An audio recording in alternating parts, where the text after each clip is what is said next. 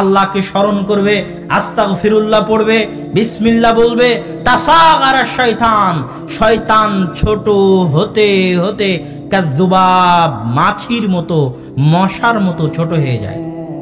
আল্লাহর নাম শোনা মাত্র আল্লাহ রাসূল শয়তানকে এত বাস্তব করে বলছেন।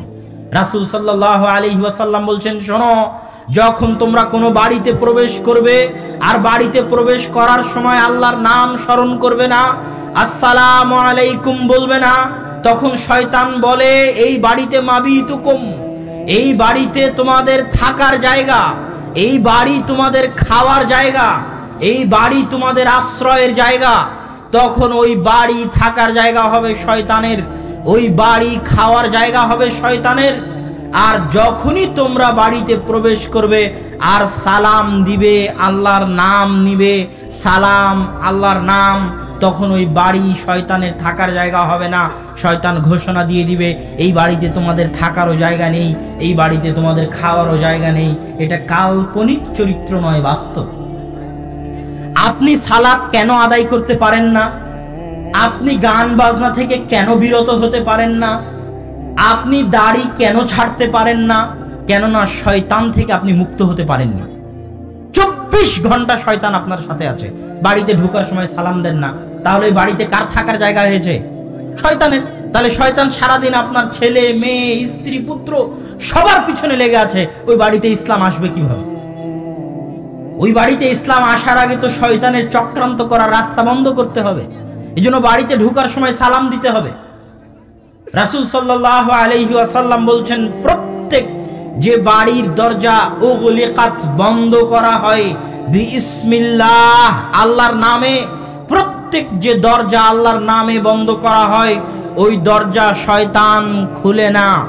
প্রত্যেক যে জানালা আল্লাহর নামে বন্ধ করা হয় ওই জানালা শয়তান খুলে না। প্রত্যেক যে পাত্র আল্লাহর নামে ঢেকে দেওয়া হয় ওই পাত্র শয়তান খুলে না।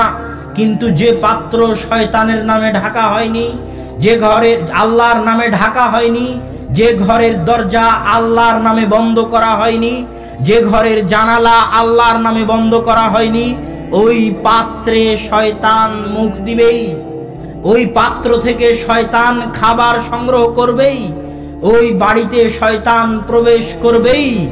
আর যখনই তোমরা খাদ্য গ্রহণ করবে আর আল্লাহর নাম না নিবে তখন ইয়াকুলু মাহু শয়তান, শয়তান তার সাথে খাদ্য গ্রহণ করবে। মা যদি বাচ্চাকে দুধ খাওয়ায় আর আল্লাহর নাম না নেয় তাহলে ওই বাচ্চার সাথে মায়ের বুকের দুধ শয়তানও খাবে। আল্লাহর রাসূলের হাদিস। সন্তান যদি খেতে বসে বিসমিল্লাহ না বলে তাহলে ওই খাবারের সাথে শয়তানও খাবার খাবে, আল্লাহর রাসূলের হাদিস। তাহলে আপনার 24 ঘন্টা দিন রাত উঠা বসা কার সাথে হচ্ছে? শয়তানের সাথে। তাহলে আপনি রাস্তা পাবেন কিভাবে? শয়তানের তো শপথ সিরাতে মুস্তাকিমে আসতে দিবে না আপনাকে। যে সিরাতে মুস্তাকিমের দোয়া আপনি 24 ঘন্টা করতেছেন, ইহদিনাস সিরাতাল মুস্তাকিম, হে আল্লাহ আপনি আমাকে সিরাতে মুস্তাকিমের পথ দেখান। সিরাতে মুস্তাকিমের পথ কি? আল্লাযীনা আনআমতা আলাইহিম। সিরাতে মুস্তাকিম এত সহজ নয়। সিরাতে মুস্তাকিমে আল্লাহ তাদেরকে আসার সুযোগ দেন যাদের উপর আল্লাহ দয়া করেছেন। আল্লাযীনা আনআমতা আলাইহিম, সিরাতে মুস্তাকিমে আসার সুযোগ আল্লাহ তাদেরকেই দেন যাদের উপর আল্লাহ কি করেছেন? দয়া করেছেন। গায়রিল মাগদুবি আলাইহিম ওয়ালাদ-দাল্লিন, সিরাতে মুস্তাকিমে আসার সুযোগ আল্লাহ তাদেরকে দেন না যারা অভিশপ্ত এবং পথভ্রষ্ট। আপনি সিরাতে মুস্তাকিমে আসতে পারছেন না মানে আপনার উপর আল্লাহর দয়া নেই, আপনার উপর আল্লাহর রহমত নেই। মানুষ মনে করে যে আল্লাহর দয়া আর আল্লাহর রহমত মনে হয় টাকা পয়সায় বোঝা যায়, বাড়ি গাড়িতে বোঝা যায়, মান সম্মানে বোঝা যায়। যে উমুকের এত নাম, এত বড় আলেম, এত বড় রাজনৈতিক নেতা, এত টাকার মালিক, এত বিঘা জমির মালিক, এগুলো মনে হয় আল্লাহর দয়ার বহিঃপ্রকাশ। আল্লাহ কি কারুনকে ধন সম্পদ দেননি? আল্লাহ কি কারুনকে ধন সম্পদ দেননি? আল্লাহ কি ফেরাউনকে ক্ষমতা দেননি? দিয়েছিলেন। ইন্নাল্লাহা ইউতিদ দুনিয়া, আল্লাহ দুনিয়া তাকে দেন মান ইউহিব্বু ওয়া মান লা ইউহিব। আল্লাহ যাকে ভালোবাসেন তাকেও দুনিয়া দেন, যাকে ভালোবাসেন না তাকেও দুনিয়া দেন। দুনিয়ার ধন সম্পদ, টাকা পয়সা, ঐশ্বর্য, ক্ষমতা, প্রভাব, প্রতিপত্তি আল্লাহ তাকেও দেন যাকে আল্লাহ ভালোবাসেন, আল্লাহ তাকেও দেন যাকে আল্লাহ ভালোবাসেন না। কিন্তু আল্লাহ সুবহানাহু ওয়া তাআলা সিরাতে মুস্তাকিমে চলার তৌফিক, আল্লাহর দ্বীনে চলার তৌফিক তাকেই দেন। মান ইউরিদিল্লাহু বিহি খায়রান ইফাক্কিহু ফিদ্দীন। আল্লাহ যার কল্যাণ চান তাকে দ্বীনের জ্ঞান দেন।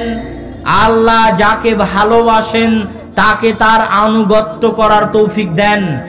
কত মানুষ দুনিয়াতে এমন আছে, হাজারো লাখো মানুষ এমন আছে যাকে দুনিয়ার কোনো মানুষ চিনে না। কারো দরবারে সুপারিশ করলে তার সুপারিশ গ্রহণ করা হয় না। রাস্তা দিয়ে হেঁটে গেলে মানুষ তাকে দাম দেয় না। আবু হুরায়রা মসজিদে নববীতে পড়ে থাকতো, মানুষ তার উপর পাড়া দিয়ে চলে যেত। আবু হুরায়রার খাদ্য হতো না। আবু হুরায়রা খাবারের অভাবে মানুষের কাছে খাবার চাইতেও পারতেন না। এরকম হাজারো মানুষ দুনিয়াতে আছে, কোথাও তার কথা শোনা হয় না, তাকে দাম দেওয়া হয় না, তার সুপারিশ গ্রহণ করা হয় না।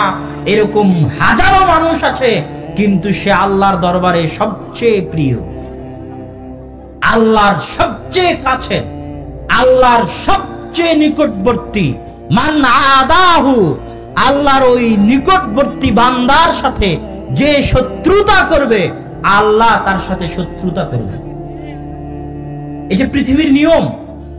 সুতরাং আল্লাহ কাকে ভালোবাসেন কাকে ভালোবাসেন না এটা ধন সম্পদ টাকা পয়সা দিয়ে চেনা যায় না। এটা চেনা যায় আল্লাহ কাকে তার আনুগত্য করার সুযোগ দিচ্ছেন। আজকে ফজরের সালাত কাকে কাকে আল্লাহ জামাতের সাথে মসজিদে আদায় করার সুযোগ দিয়েছেন।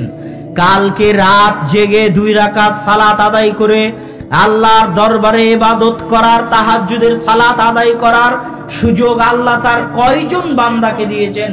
যে কয়জন বান্দাকে দিয়েছেন তাদেরকে আল্লাহ ভালোবাসেন, তারা আল্লাহর প্রিয়, তারা আল্লাহর নিকটবর্তী। সম্মানিত উপস্থিতি, এই জন্য আল্লাহর ভালোবাসা ধন সম্পদে বোঝা যায় না, আল্লাহর ভালোবাসা ক্ষমতা প্রভাবে বোঝা যায় না, আল্লাহর ভালোবাসা আল্লাহর আনুগত্য করতে পারার মধ্যে বোঝা যায়। যে ব্যক্তিকে আল্লাহ সুদের ব্যবসায় নিমজ্জিত রেখেছেন, যে ব্যক্তিকে আল্লাহ তার 5 ওয়াক্ত সালাত আদায় করার সুযোগ দেননি, যে ব্যক্তিকে আল্লাহ জেনা ব্যভিচারে লিপ্ত রেখেছেন, যে ব্যক্তিকে আল্লাহ অন্যায় অত্যাচারে লিপ্ত রেখেছেন, তার জন্য এটাই সবচেয়ে বড় শাস্তি। তার জন্য এটাই সবচেয়ে বড় শাস্তি যে সে আল্লাহর দরবার থেকে বিতাড়িত, আল্লাহর রহমত থেকে বিতাড়িত, আল্লাহর করুণা দৃষ্টি থেকে বঞ্চিত, আল্লাহর দয়া থেকে বঞ্চিত, আল্লাহর রহমত থেকে বঞ্চিত। এটাই তার জন্য সবচেয়ে বড় শাস্তি। সে কোন ভাগাড়ে পড়ে মারা গেল, কোন ডাস্টবিনে পড়ে মারা গেল, এটা আল্লাহ সরিষা সমপরিমাণ পরোয়া করেন না, ভাবেনও না। এটাই তার সবচেয়ে বড় শাস্তি যে আল্লাহ তাকে তার অবাধ্যতায় লিপ্ত রেখেছেন, আল্লাহ তাকে তার রহমত থেকে, করুণা থেকে, দয়া থেকে বিতাড়িত রেখেছেন, বঞ্চিত রেখেছেন, অভিশপ্ত রেখেছেন। তার বান্দা হওয়ার পরেও, তার সৃষ্টি জীব হওয়ার পরেও সে আল্লাহর রহমত অর্জন করতে পারেনি, আল্লাহর বরকত অর্জন করতে পারেনি। এটাই তার জন্য সবচেয়ে বড় শাস্তি। সম্মানিত উপস্থিতি, এই জন্য মানুষ কল্যাণ অকল্যাণ কোনটা এটা মানুষ বোঝে না। আল্লাহ সুবহানাহু ওয়া তাআলা কোরআনে বলছে, মানুষকে যখন আল্লাহ নেয়ামত দেন তখন মানুষ বলে রব্বি আকরামান, আমার আল্লাহ আমাকে অনেক নেয়ামত, অনেক ধন সম্পদ দিয়েছে। আর যখনই আল্লাহ মানুষের উপর রুজি রুটির রাস্তা বন্ধ করে দেন তখন মানুষ বলে আল্লাহ আমার উপর বিপদ আপদ দিয়েছেন। কিন্তু কোনটা যে আল্লাহর দয়া আর কোনটা যে আল্লাহর ছাড়, কোনটা যে আল্লাহর ধোঁকা আর কোনটা যে আল্লাহর পরীক্ষা, এটা মানুষ বুঝতে পারে না। মানুষ মনে করছে গুনাহে আছে, এত গুনাহ করি আল্লাহ তো শাস্তি দেয় না। গান দেখতেছি, কান তো বধির হয় না। অশ্লীল দৃশ্য দেখছি, চোখ তো অন্ধ হয় না। হারাম কাজ করতেছি, মানুষের উপর অন্যায় অত্যাচার করতেছি, কই আমার উপর তো শাস্তি নেমে আসে না। আর দুনিয়া হচ্ছে কাজের জায়গা, প্রতিদানের জায়গা নয়। প্রতিদানের জায়গা হচ্ছে পরকাল, আফটার ডেথ, মৃত্যুর পরে হচ্ছে প্রতিদানের জায়গা। দুনিয়া প্রতিদানের জায়গা নয়। এই জন্য দুনিয়াতে আল্লাহ সবকিছুর শাস্তি মানুষকে দিবেন না। এটা আল্লাহর পক্ষ থেকে দেওয়া ছাড়, আল্লাহর পক্ষ থেকে দেওয়া ধোঁকা।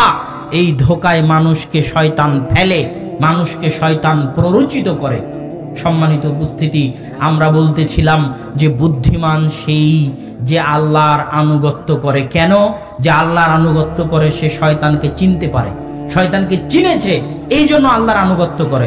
এই যে শত শত যুবক বসে আছে, এ ধরেন ফজরের সালাতে যদি না ওঠে, যদি গান শুনতে তার ভালো লাগে, গান বাজনা কনসার্ট করতে যদি তার ভালো লাগে, প্রেমিকার সাথে কথা বলতে যদি তার ভালো লাগে, এটা সে মনে করতেছে তাকে ভালো লাগতেছে, কিন্তু বাস্তব হচ্ছে শয়তান তাকে ভালো লাগাচ্ছে। এটা হচ্ছে শয়তানের প্ররোচনা। কিন্তু সে যেহেতু শয়তানকে চিনে না, শয়তান কে তা জানে না, শয়তানের অস্তিত্বে বিশ্বাস করে না, এই জন্য সে মনে করতেছে এটা আমি নিজে করতেছি, আমার ভালো লাগতেছে এই জন্য করতেছি। কিন্তু আসলে এটা শয়তান তাকে করাচ্ছে, কিন্তু ভেতরে ভেতরে তার অন্তর কষ্ট পাচ্ছে। অন্তর কিভাবে কষ্ট পায়? আল্লাহ সুবহানাহু ওয়া তাআলা যখন আদম আর হাওয়ার ঘটনা বললেন, তখন কোরআনে আল্লাহ বলছেন, রব্বানা যালামনা আনফুসানা ওয়া ইল্লাম তাগফির লানা ওয়া তারহামনা লানাকুনান্না মিনাল খাসিরিন। হে আল্লাহ, আমরা অত্যাচার করেছি, জুলুম করেছি আমাদের আত্মার উপর, নাফসের উপর। আদম আলাইহিস সালাম বলেননি যে আল্লাহ গুনাহ করেছি। কি বলেছেন? আল্লাহ কি করেছি? কথা বলেন তো, কি বলছেন? অত্যাচার করেছি, জুলুম করেছি, নিজের আত্মার উপর জুলুম করেছি। কেন? এই আত্মা সৃষ্টি হয়েছে পৃথিবীতে নয়, এই আত্মা সৃষ্টি হয়েছে আসমানে। মায়ের পেটে যে শরীর সৃষ্টি হয়েছে, এই শরীর দুনিয়াতে সৃষ্টি হওয়া, কিন্তু এই শরীরের মধ্যে যে আত্মা আছে, এটা ফেরেশতা বহন করে, আসমান থেকে বহন করে এনে, যখন পুরো শরীরের গঠন শেষ হয়ে যায় ৪৪-এ, তখন ফেরেশতা ফু দেওয়ার মাধ্যমে ওই শরীরের মধ্যে আত্মাটা প্রবেশ করিয়ে দেয়। মায়ের পেটে যখন শরীর গঠন হচ্ছে তখন আত্মা ছিল না। আস্তে আস্তে পূর্ণ শরীর যখন গঠন হয়ে যায় মায়ের পেটে, তখন ওই নিস্তেজ, নিষ্প্রাণ, মৃত শরীরে প্রাণ সঞ্চার করে আসমান থেকে আনা আত্মা, যেটা এখন ভিতরে আছে। এই আত্মাই মালাকুল মাউত যখন আসে, তখন এই আত্মাই কবজ করার জন্য আসে। এই আত্মা কবজ করার বিশাল আনুষ্ঠানিকতা আছে, এই আত্মা দেওয়ারও বিশাল আনুষ্ঠানিকতা আছে। আত্মা দেওয়ার সময় লিখে দেওয়া হয়, পুনরায় লিখিত করা হয় কি রিজিক, কি ফল, ভালো মন্দ, কল্যাণ অকল্যাণ, জীবন মৃত্যু, বিপদ আপদ, বালা মুসিবত সব লিখে দেওয়া হয়। যদি ভাগ্যে করোনা ভাইরাস থাকে তাহলে পাথরের মধ্যে লুকালেও হবে, কেননা মায়ের পেটে ৪৪-এ আল্লাহ সুবহানাহু ওয়া তাআলা লিখে দিয়েছেন। আর যদি না থাকে তাহলে সারা পৃথিবী মিলে সব করোনা ভাইরাস আপনার শরীরে ইনজেকশন করে পুশ করে দিলেও আপনার শরীরে করোনা ভাইরাস হবে না, কেন আপনার ভাগ্যে লেখা নাই। এটার নাম তাকদীরের প্রতি বিশ্বাস। তাকদীরের প্রতি বিশ্বাস না থাকলে পৃথিবী কেউ চালাতে পারবে না। পৃথিবী আজীবনই লকডাউন দিয়ে রাখতে হবে। কথা বুঝ, যতদিন পৃথিবী চলবে ততদিন লকডাউন। এক করোনা ভাইরাস যাবে, আর একটা আসবে। সারা পৃথিবী তো ভাইরাস আর ব্যাকটেরিয়াতে ভর্তি। এখানে ভাইরাস আছে, এখানে আছে, ব্যাকটেরিয়া আছে। মানুষের জীবনই ভাইরাস ব্যাকটেরিয়ার সাথে চলে। একটা যাবে, আর একটা আসবে। সারা পৃথিবী লকডাউন দিয়ে রাখতে হবে, সারাজীবনের জন্য লকডাউন দিয়ে রাখতে হবে। চলতে পারবে না, কেউ চালাতে পারবে না। পৃথিবী চলতেই পারবে একমাত্র তাকদীরের উপর বিশ্বাস করে। ভাগ্যে যা আছে সেটা হবে, সাধ্যমতো সতর্কতা, আর বাকিটুকু আল্লাহর উপর ভরসা। এটাই বাঁচার রাস্তা। এই কথাটাই আব্দুর রাজ্জাক বিন ইউসুফ যখন করোনা ভাইরাস শুরু হয় তখন বলেছিলেন, কিন্তু এত সমালোচনা, বাপরে বাপ। কিন্তু এখন সবাই ওই কথায় ফিরে এসেছে। তো আব্দুর রাজ্জাক বিন ইউসুফ শুরু থেকেই অটল ছিলেন। প্রথম দিন বলেছেন যার করোনা ভাইরাস হয়েছে তার সাথে খেতে রাজি আছে, যার করোনা ভাইরাস হয়েছে তার কাফন দাফন গোসল জানাজা দিতে রাজি আছে। কিন্তু তখন সারা বাংলাদেশ সমালোচনা, ফেসবুক অনলাইন সমালোচনায় ভর্তি। কিন্তু যুগের তালে, যুগের পরিক্রমায় আব্দুর রাজ্জাক বিন ইউসুফের কথাতেই ফিরে আসতে হলো। মাঝখানে শুধু 3 ফিট দূরত্বের বেদাত চালু হলো, আর এই বেদাত মসজিদগুলো থেকে এখন পর্যন্ত উঠানো গেল না। আর যে আহলে হাদিসরা আজীবন শপথ করলো যে ফাঁসির কাছে গেলেও পায়ের সাথে পা মিলে দাঁড়াবে, তারা অপমান। এর চেয়ে বড় লজ্জাজনক বিষয় আর হতে পারে না। এত দ্রুত মিডিয়ার প্রভাবে, আন্তর্জাতিক সংস্থাগুলোর প্রভাবে যারা দিনকে পরিবর্তন করতে পারে, দিনের মধ্যে পরিবর্তন নিয়ে আসতে পারে এত দ্রুত, এটা অনেক দুঃখজনক, অনেক ভাবার। তো আমি এই বিষয়ে কথা বলতে চাচ্ছিলাম না, কিন্তু আলোচনার পরিপ্রেক্ষিতে চলে আসলো। তো আমরা আলোচনা করছিলাম শয়তানের ষড়যন্ত্র নিয়ে, শয়তানের প্ররোচনা নিয়ে, যে শয়তান মানুষকে সর্বদা চেষ্টা করে পথ ভ্রষ্ট করার, পথ ভ্রান্ত করার, সঠিক রাস্তা সিরাতে মুস্তাকিম থেকে দূরে নিয়ে যাওয়ার। আর শয়তানের রাস্তা থেকে তখনই বাঁচতে পারবেন যখন আপনি শয়তান সম্পর্কে জানতে পারবেন। শয়তান হচ্ছে মানুষের ইবাদত বিরোধী, আল্লাহর আনুগত্য বিরোধী। রাসূল সাল্লাল্লাহু আলাইহি ওয়াসাল্লাম বলতেছেন, যখন পবিত্র কোরআন পড়তে পড়তে সিজদার আয়াত আসে আর আদম সন্তান সিজদা করতে যায়, তখন শয়তান কাঁদা শুরু করে। কেন? এই সিজদা অমান্য করেই শয়তান পথভ্রষ্ট হয়েছে, অভিশপ্ত হয়েছে। আজ আদম সন্তানকে সে সেই সিজদা থেকে দূরে রাখতে পারেনি, এই ব্যর্থতায় সে কাঁদে। তো শয়তান হচ্ছে আদম সন্তানের চিরশত্রু, জানি মানি শত্রু, ভয়ঙ্কর শত্রু। আর শয়তান সবসময় আক্রমণ করতে চায় এই আত্মায়। ইবনুল কাইয়িম রাহিমাহুল্লাহ বলছেন, আত্মা হচ্ছে দুর্গ। আত্মা কি বলেন তো? দুর্গ। আর এই দুর্গে শয়তান আক্রমণ করতে চায় 2 কান দিয়ে, 2 চোখ দিয়ে, 2 হাত দিয়ে, 2 পা দিয়ে। কিভাবে আক্রমণ করে? শয়তান 2 কান দিয়ে ওইটা শোনাতে চায় যেটা শোনা আল্লাহ পছন্দ করেন না। শয়তান 2 চোখ দিয়ে ওইটা দেখাতে চায় যেটা দেখা আল্লাহ পছন্দ করেন না। শয়তান 2 হাত দিয়ে ওইটা করাতে চায় যেটা করা আল্লাহ পছন্দ করেন না। 2 পা দিয়ে ওইটা করাতে চায় যেটা করা আল্লাহ পছন্দ করেন না। আজকে আমি বক্তব্য দিচ্ছি, আপনার কান দিয়ে বক্তব্যটা হৃদয়ে পৌঁছতেছে, আপনার দুর্গ হৃদয়ে কথাটা পৌঁছতেছে কান দিয়ে। এই কান দিয়েই যখন আপনি অশ্লীল গান শুনবেন, তখন শয়তান ওই গানের মাধ্যমে কান দিয়ে কোথায় হামলা করবে? আত্মায়, হৃদয়ে হামলা করবে। আর এক একটা হামলায় হৃদয় কালো হয়ে যায়, এক একটা হামলা হৃদয়ের উপর অত্যাচার। আল্লাহুম্মা ইন্নী যালামতু নাফসি, আল্লাহ আমি আমার আত্মার উপর অত্যাচার করেছি। এক একটা হামলায় হৃদয়ে কালো দাগ পড়ে যায়, পুরো হৃদয় অন্তর কালো কুচকুচে হয়ে যায়। তখন বাঁচার রাস্তা থাকে না, মানুষ হতাশ, ক্লান্ত, চিন্তাগ্রস্ত, বিষাদগ্রস্ত হয়ে পড়ে। আত্মা মুক্তি পেতে চায় এই অন্যায়, এই অত্যাচার, এই জুলুম থেকে, তার সৃষ্টিকর্তা আল্লাহর অবাধ্যতা থেকে। আর এই প্রত্যেকটা অবাধ্যতার ছাপ চেহারাতেও পড়ে, চেহারার নূর হারিয়ে যায় অন্তরের কালোর কারণে, কালোর কুচকুচের কারণে। আর ওই অন্তর তখনই শান্তি পায়, তখনই প্রশান্তি পায়। আলা বিযিক্রিল্লাহি তাতমাইন্নুল কুলুব, আল্লাহ সুবহানাহু ওয়া তাআলার স্মরণে আত্মাগুলো প্রশান্তি পায়। আলহামদুলিল্লাহ।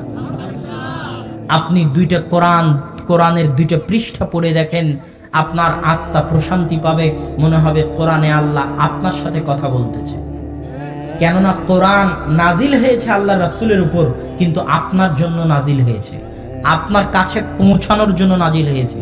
হুদাল লিন্নাস, প্রত্যেক আদম সন্তানের জন্য হেদায়েত স্বরূপ হচ্ছে কোরআন। কোরআন যার জীবনে নাই তার জীবন অন্ধকার। যে বাড়িতে কোরআন পড়া হয় না ওই বাড়ি বরকতবিহীন বাড়ি, ওই বাড়ি কবরের মতো অন্ধকার বাড়ি। যার জীবন শুরু হয় না কোরআন দিয়ে, শেষ হয় না কোরআন দিয়ে, তার জীবন বরকতবিহীন, ঘৃণিত, জঘন্য জীবন, নিকৃষ্ট জীবন। একটা পশু পাখি, শৃগাল, গরু, মহিষ, ভেড়া, ছাগল, বকরির জীবন যেমন, কোরআনবিহীন জীবন তেমন। কোরআনবিহীন জীবন তেমন। এটা ঠিক বলার জিনিস নয়, আপনাকে আমল করতে হবে, কোরআনের কাছে আশ্রয় নিতে হবে, কোরআন পড়তে হবে। কোরআন আপনার হৃদয়ের চিকিৎসক, আপনার অন্তরের চিকিৎসক। আপনার জীবন বরকতবিহীন আছে কোরআনের কারণে, আপনার পরিবার বরকতবিহীন আছে কোরআনের কারণে। কোরআন দিয়ে যত মানুষকে হেদায়েত করা সম্ভব, আর কোনো বক্তার বক্তব্য দিয়ে অত মানুষকে হেদায়েত করা সম্ভব নয়। কোরআন এমন এক মুজিজা, যা স্থায়ী, চিরন্তন, চিরস্থায়ী মুজিজা। আর মানুষের জীবনে যত বরকত, বরকত হচ্ছে বাস্তব জিনিস। শয়তান যেমন বাস্তব জিনিস, শয়তান যেখানে থাকবে ওখানে বরকত থাকবে না, আর আল্লাহ সুবহানাহু ওয়া তাআলা যেখানে থাকবেন ওখানে বরকত থাকবে। পৃথিবীতে মানুষ সবকিছু দুই প্রকারের, হয় ইবাদুশ শয়তান, শয়তানের দাস বা গোলাম, অথবা ইবাদুল্লাহ, আল্লাহর দাস বা গোলাম। এখানে যারা উপস্থিত আছে, হয় সবাই আমাদের আমল দিয়ে আল্লাহকে খুশি করি, অথবা আমাদের আমল দিয়ে শয়তানকে খুশি করি। হয় আমরা আমাদের আমলের মাধ্যমে শয়তানের দাসত্ব করি, অথবা আমরা আমাদের আমলের মাধ্যমে আল্লাহর দাসত্ব করি। এর বাইরে দ্বিতীয় কোনো রাস্তা নাই। সালাত পড়লেন, আল্লাহর দাসত্ব করলেন। সালাত ছাড়লেন, কার দাসত্ব করলেন? শয়তানের দাসত্ব করলেন। আপনি মনে করছেন নিজের মনের চাহিদাই ছাড়লাম? জি না, শয়তানের দাসত্বে ছাড়লেন। এই কথাটা আজকের বক্তব্য থেকে বুঝে যাবেন। আপনি সকালবেলা কোরআন পড়লেন, আল্লাহর দাসত্বে কোরআন পড়লেন। কোরআন পড়লেন না, নিজের মনের চাহিদায় কোরআন পড়লেন না, এই কথা ভুল। শয়তানকে খুশি করার জন্য, শয়তানের দাসত্ব করার জন্য, শয়তানের গোলাম হওয়ার জন্য কোরআন পড়লেন না। পর্দা করে বাড়ি থেকে বের হলেন, আল্লাহর বান্দি তাই পর্দা থেকে বাড়ি করে বের হলেন। আর পর্দা ছাড়া বাড়ি থেকে বের হলেন, শয়তানের দাসী তাই পর্দা ছাড়া বাড়ি থেকে বের হলেন। এটাই বাস্তব। এক অন্তরে দুইজনের জায়গা হয় না। হয় এই অন্তর দিয়ে আপনি আল্লাহর কর্মকে ভালোবাসেন, আল্লাহর নির্দেশকে ভালোবাসেন, আল্লাহর আনুগত্য করাকে ভালোবাসেন, অথবা এই অন্তর দিয়ে আপনি শয়তানি কাজ, শয়তানি কার্যকলাপ, শয়তানি আমল আখলাককে ভালোবাসেন। পৃথিবীতে এই দুটাই রাস্তা। অতএব সম্মানিত উপস্থিতি, শয়তানের ষড়যন্ত্র, শয়তানের চাল, শয়তানের আক্রমণ, শয়তানের প্ররোচনা সম্পর্কে আমাদের সজাগ এবং সচেতন হতে হবে। শয়তানের আক্রমণ থেকে আপনাকে বাঁচাতে পারবে কোরআন।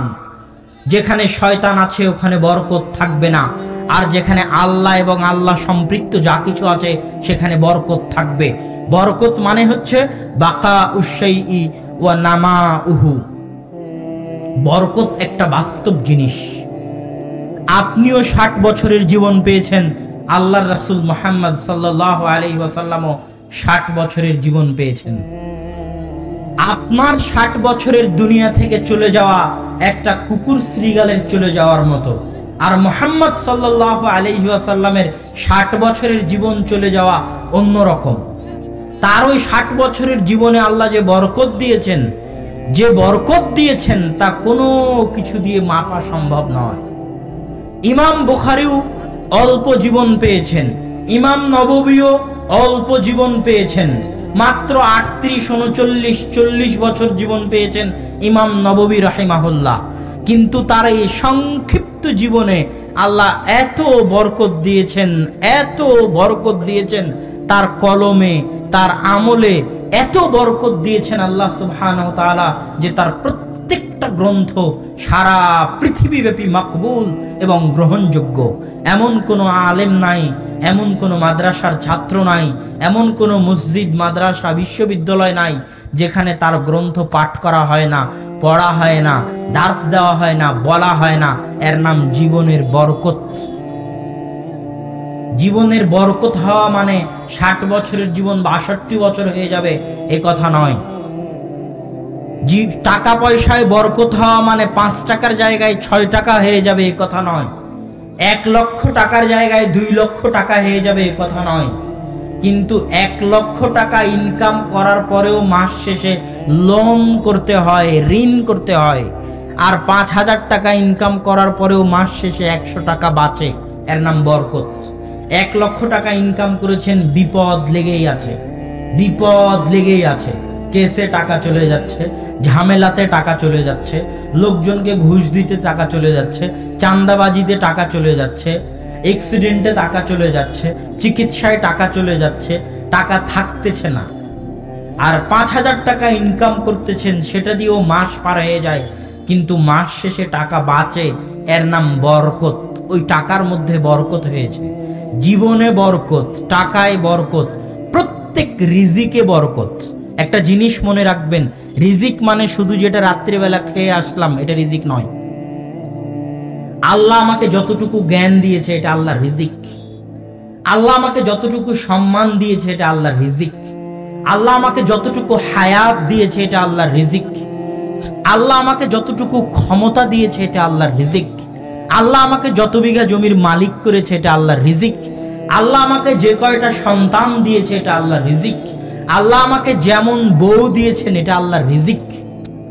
আপনি সারা জীবনে যা কিছু অর্জন করেন, সন্তান, সন্ততি, বউ, স্ত্রী, কন্যা, সম্মান, মর্যাদা, ক্ষমতা, প্রভাব, প্রতিপত্তি, জ্ঞান, টাকা পয়সা, জমি জায়গা, বাড়ি গাড়ি, সবকিছু কিসের অন্তর্ভুক্ত?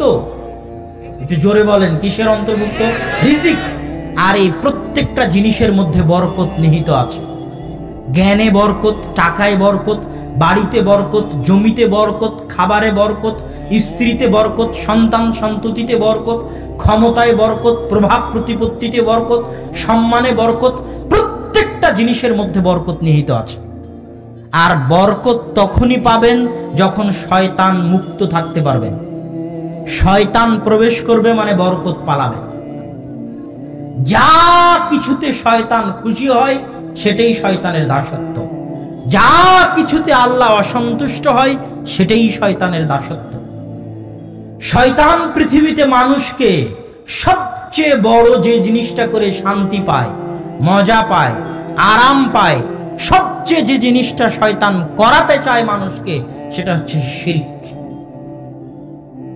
শিরক করানো হচ্ছে শয়তানের সবচেয়ে বড় ষড়যন্ত্র। নূহ আলাইহিস সালাতু ওয়াস সালাম যখন মারা গেলেন, তখন তার কওমের যারা নেককার, কল্যাণকামী বান্দা ছিল, শয়তান তাদের কানে এসে বলল, শোনো, অমুক অমুক বান্দার মূর্তি বানাও, তাহলে তাদেরকে দেখে সৎ আমল করার আগ্রহ জাগবে। এটা শয়তান প্ররোচনা দিল, ওয়াসওয়াসা দিল। তখন তারা কি করলো? তারা নবীদের কবরকে মসজিদ বানাতো, আর কল্যাণকর নেককার বান্দাদের মূর্তি বানাতো। নবীদের কবরকে মসজিদ বানাতো কেন? ওই যে নবীর কবর দেখে স্মরণ হবে যে বেশি বেশি ইবাদত করতে হবে। এটা শয়তানের ষড়যন্ত্র, প্ররোচনা। কল্যাণকর নেককার বান্দাদের মূর্তি বানাতো কেন? দেখে স্মরণ হবে যে আমল করতে হবে, এই জন্য। এটা শয়তানের প্ররোচনা। এই জন্য কাবা ঘরে যাদের মূর্তি ছিল তারা কোনো খারাপ ব্যক্তির মূর্তি ছিল না। ইব্রাহিম আলাইহিস সালাতু ওয়াস সালামের মূর্তি ছিল, ইসমাঈল আলাইহিস সালাতু ওয়াস সালামের মূর্তি ছিল। নেককার, কল্যাণকর, দামি, উত্তম, সৎ নবী রাসূল, পরহেজগার বান্দাদের মূর্তি নির্মাণ করা হতো। কেন? এটা শয়তানের প্ররোচনা। ধীরে ধীরে ওই মূর্তিটার পূজা করানো শুরু করবে। এটা শয়তানের প্ররোচনা এবং ষড়যন্ত্র। এবং মুসলমানদের একটা অংশ মুশরিকদের সাথে মিলে যাবে, মুশরিকদের মতো মূর্তি পূজায় লিপ্ত হবে, মুশরিকদের মতো মূর্তিকে সম্মান করবে। এটা আল্লাহর রাসূলের আদি ভবিষ্যৎবাণী, 1400 বছর আগের ভবিষ্যৎবাণী। এই জন্য দেখবেন আমাদের ঘরে, আমাদের বাড়িতে, আমাদের শোকেজে, সর্বত্র, সারা পৃথিবীতে যেখানে যাবেন সেখানে দেখবেন মানুষ ছবি মূর্তিকে সম্মান করতেছে। প্রত্যেক যে ছবি মূর্তির সম্মান করা হয় সেখানে শয়তানের দাসত্ব করা হয়। এবং এটা শুধু ছবি মূর্তি নয়, এখানে একটা মূলনীতি আপনাকে বলে রাখি। আল্লাহ সুবহানাহু তাআলা যে জায়গাগুলোকে পবিত্র করেছেন, আল্লাহ সুবহানাহু তাআলা যে দিনগুলোকে ইবাদতের জন্য বানিয়েছেন, আল্লাহ যে জায়গাগুলোকে ইবাদতের জন্য বানিয়েছেন, ওই দিন, ওই জায়গা, ওই ব্যক্তি, আল্লাহ যে ব্যক্তিকে অনুসরণীয় বানিয়েছেন, আল্লাহ কাকে অনুসরণীয় বানিয়েছেন? মুহাম্মদ সাল্লাল্লাহু আলাইহি ওয়াসাল্লামকে অনুসরণীয় বানিয়েছেন।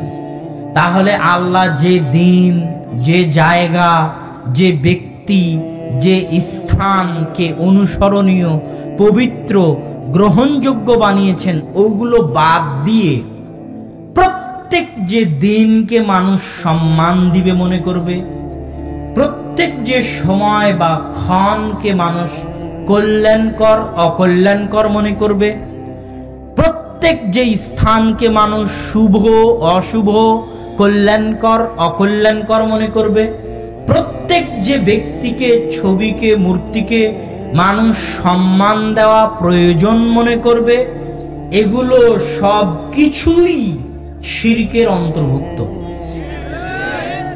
এই জিনিসটা মানুষ বুঝতে চায় না।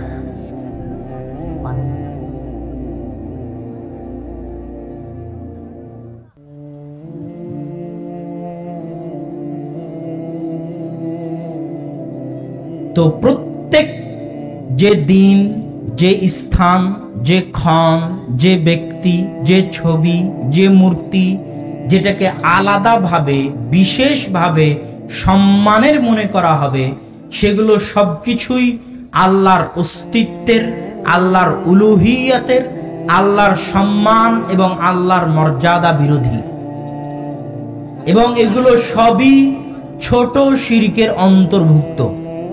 তো শয়তান যে কাজটা করিয়ে সবচেয়ে শান্তি পায়, সবচেয়ে আরাম পায়, সেটা হচ্ছে আল্লাহর উলুহিয়াতে শরীক স্থাপন করা। এই জন্য নিজের অন্তরকে সবসময় পরিষ্কার রাখবেন। আপনার হাতের রেখা দেখে, আপনার জন্ম তারিখ দেখে, পত্রিকার রাশি দেখে, যা কিছু দেখে কোনো ক্ষণ নির্ধারণ করা হবে, সময় নির্ধারণ করা হবে, দিন নির্ধারণ করা হবে, আলাদাভাবে উদযাপন করার জন্য, আলাদাভাবে পালন করার জন্য কোনো নদী নির্ধারণ করা হবে গোসল করার জন্য, হিন্দুদের গঙ্গা নদীর মতো। কোনো গাছ নির্ধারণ করা হবে, কয়েকশো বছর পুরাতন বট গাছ। কোনো পাথর নির্ধারণ করা হবে, বিশাল বড় পাথর। কোনো জায়গা নির্ধারণ করা হবে, সেটা যে জায়গায় হোক, পাথরের বানানো খাম্বা হোক, মূর্তি হোক, ভাস্কর্য হোক, যেটাই হোক, সব কিছুই আল্লাহ সুবহানাহু তাআলার উলুহিয়ত। উলুহিয়ত মানে কি বুঝেন? আল্লাহ সুবহানাহু তাআলার উলুহিয়ত আর রুবুবিয়তের মধ্যে পার্থক্য আছে। আল্লাহ সুবহানাহু তাআলার তিনটে বিষয়। এক, আল্লাহ সুবহানাহু তাআলার ইলাহ হওয়া, আল্লাহ সুবহানাহু তাআলার রব হওয়া, আল্লাহ সুবহানাহু তাআলার নাম ও গুণাবলী। আল্লাহ সুবহানাহু তাআলার রব হওয়া, এটা হিন্দুও মানে, বৌদ্ধও মানে, খ্রিস্টানও মানে, ইহুদিও মানে, মুসলমানও মানে, সবাই মানে আল্লাহ সুবহানাহু তাআলার রব হওয়া। আল্লাহ কোরআনে বলেছেন যে আল্লাহ রাসূল, আপনি একজন খ্রিস্টানকে জিজ্ঞেস করে দেখেন দেখি, মান খালাকাস সামাওয়াতি ওয়াল আরজ, আসমান জমিনকে সৃষ্টি করেছে? লা ইয়াকুলুন্নাল্লাহ, ওই খ্রিস্টান বলবে আসমান জমিন আল্লাহ সৃষ্টি করেছে। আপনি একটা ইহুদিকে জিজ্ঞেস করেন কে আসমান জমিন সৃষ্টি করেছে, সে বলবে আল্লাহ সৃষ্টি করেছে। একটা হিন্দুকে জিজ্ঞেস করেন, সে বলবে উপরওয়ালা একজন আছে, তিনি সৃষ্টি করেছেন। তো যেখানেই যাবেন তারা একজন উপরওয়ালার অস্তিত্ব স্বীকার করে। এটা আল্লাহকে রব হিসেবে মানা। রব মানে যিনি লালন পালন করেন, যিনি খাওয়ান পরান। এই যে আমরা বেঁচে আছি, শীতকালে সূর্যের আলোর প্রয়োজনটা বুঝতে পারেন? সূর্যের আলোর যে প্রয়োজনীয়তা, সূর্যের আলো থেকে 1 মাস গামলা দিয়ে একটা ঘাস ঢেকে রাখলে 1 মাস পর সবগুলো ঘাস মারা যাবে। সূর্যের আলো যদি পৃথিবীতে না পৌঁছে, আমাদের কাছে না পৌঁছে, আমরা মারা যাব, আমরা বাঁচতে পারবো না, শক্তি পাবো না। সূর্যের আলোয় ওই ঘাসপালাগুলো বেঁচে থাকে, ওই ঘাসপালাগুলো গরু ছাগল খায়, ওই গরু ছাগলের গোস্তগুলো আমরা খাই।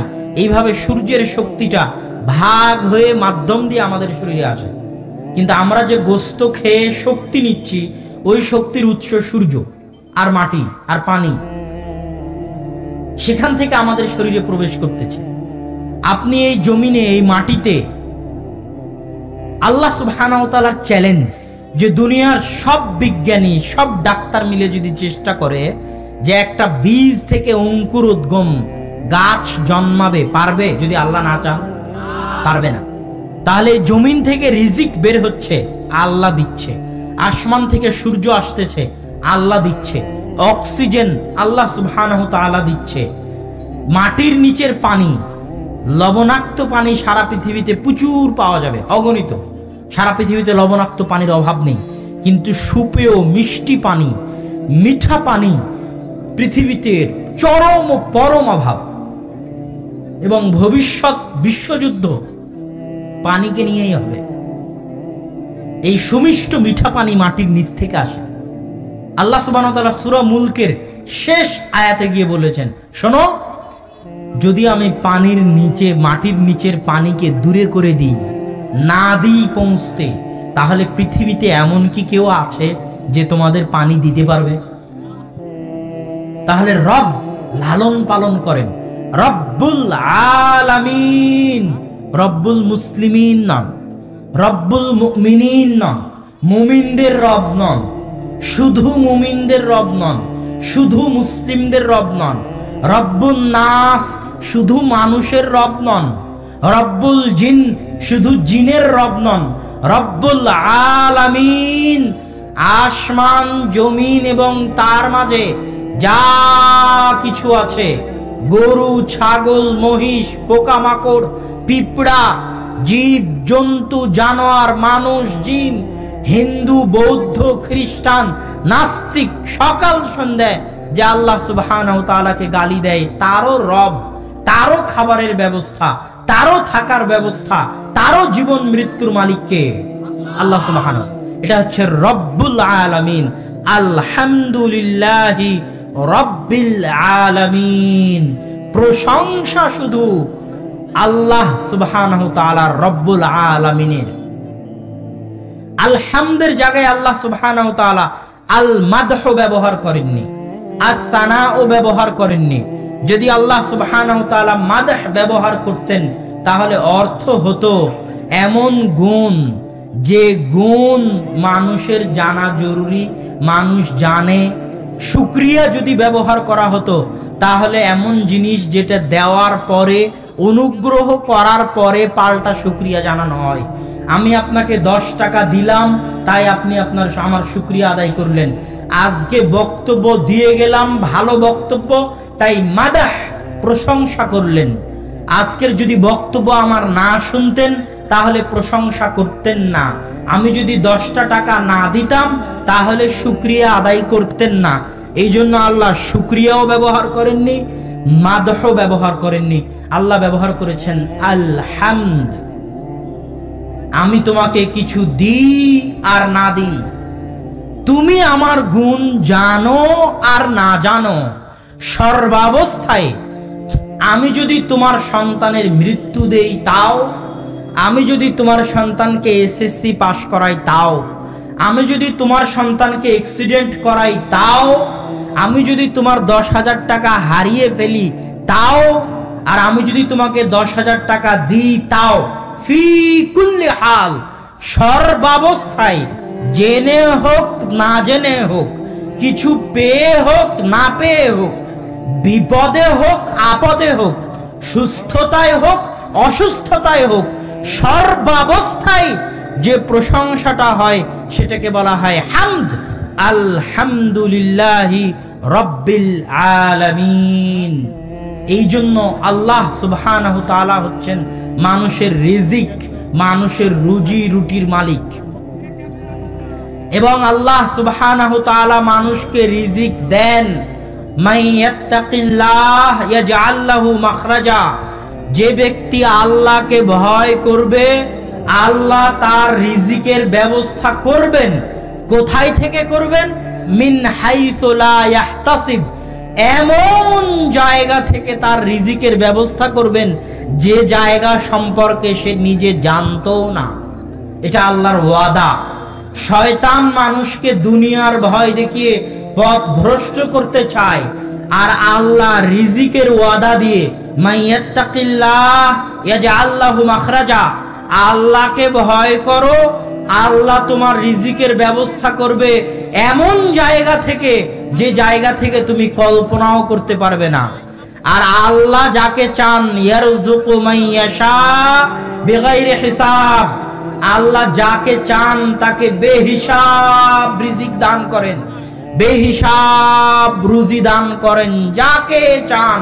এটা আল্লাহ সুবহানাহু তাআলার ক্ষমতা। আল্লাহ সুবহানাহু তাআলা মারিয়ামকে অসময়ে ফলমূল দিয়েছেন। কুল্লামা দাখালা আলাইহা যাকারিয়াল মিহরাব ওয়াজাদা ইনদাহা রিজকা, যখনই জাকারিয়া মেহরাবে প্রবেশ করত তখনই দেখতো মারিয়ামের নিকটে রিজিক। আন্না লাকি হাদা, মারিয়াম এই অসময়ের রিজিক কোথায় থেকে আসলো? হুয়া মিন ইনদিল্লাহ, এই অসময়ের রিজিক আল্লাহর পক্ষ থেকে এসেছে। আল্লাহ যাকে চান তাকে বেহিসাব রিজিক দান করতে পারেন, এটা আল্লাহর ওয়াদা। আপনি হয়তো বলবেন আল্লাহ যখন রিজিক দিবে, আল্লাহকে ভয় করলেই যখন রিজিক পাওয়া যাবে, তাহলে ঘরে বসে থেকে কেন আল্লাহ রিজিক দেন না? শত মানুষের প্রশ্ন। এই প্রশ্নের উত্তর আল্লাহ সুবহানাহু ওয়া তাআলা দিয়েছেন।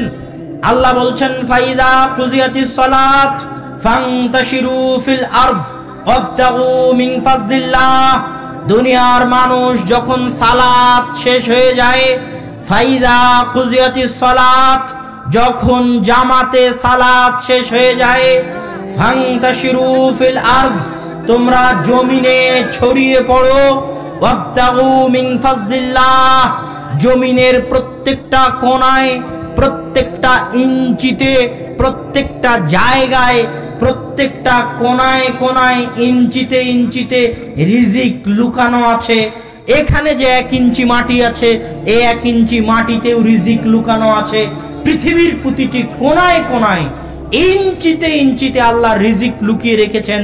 আল্লাহ বলছেন তোমরা রিজিকের সন্ধানে বেরিয়ে পড়ো, ঘরে বসে থাকিও না।